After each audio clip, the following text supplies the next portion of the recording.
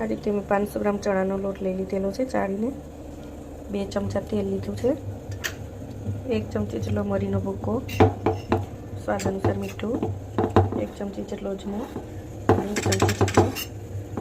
1 ચમચીથી ઓછો એટલો ખાવાનો સોડા લીધો છે। હવે આપણે અજમો એડ કરી દઈશું, ત્યાર પછી આપણે મરીનો ભૂકો એડ કરી દઈશું। પછી આ રીતે આપણે મિક્સ કરી લઈશું।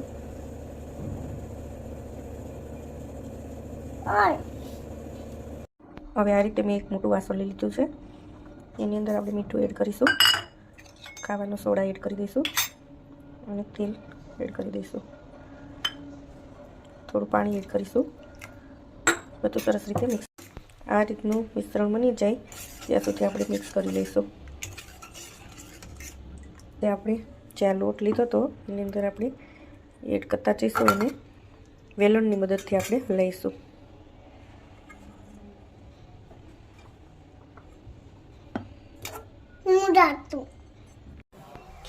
આ રીતે મેં કઠણ નહીં અને એકદમ ઢીલો બી નહીં એવો લોટ બાંધી લીધો છે।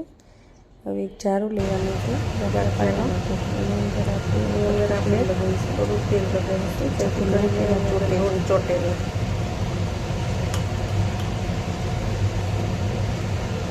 આ રીતે તેલની અંદર અને આ જારો ઉપર મૂકી દઈશું, ત્યાર પછી થોડો લોટ લઈશું,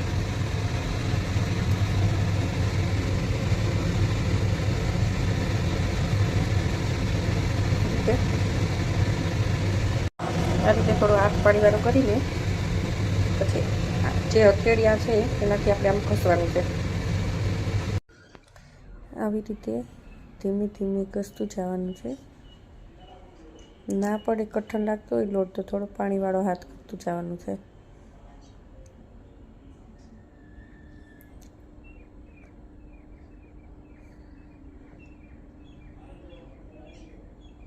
આવી રીતે હલાવીને ચારાને ઊંધો મૂકવાનો છે, ત્યાર પછી ગાંઠિયાને થોડુંક ચારાથી ચલાવવાના છે। આ રીતે થાય શેડ રેડ પડતા ત્યારે આપણે લઈ લઈશું। એમ બહારથી એકદમ ક્રન્ચી અને અંદરથી એકદમ પોચા એવા સરસ ગાંઠિયા તૈયાર થશે। આ રીતે મેં બધા તૈયાર કરી દીધા છે। જો તમને મારી રેસીપી ગમે તો લાઈક અને સબસ્ક્રાઈબ કરજો।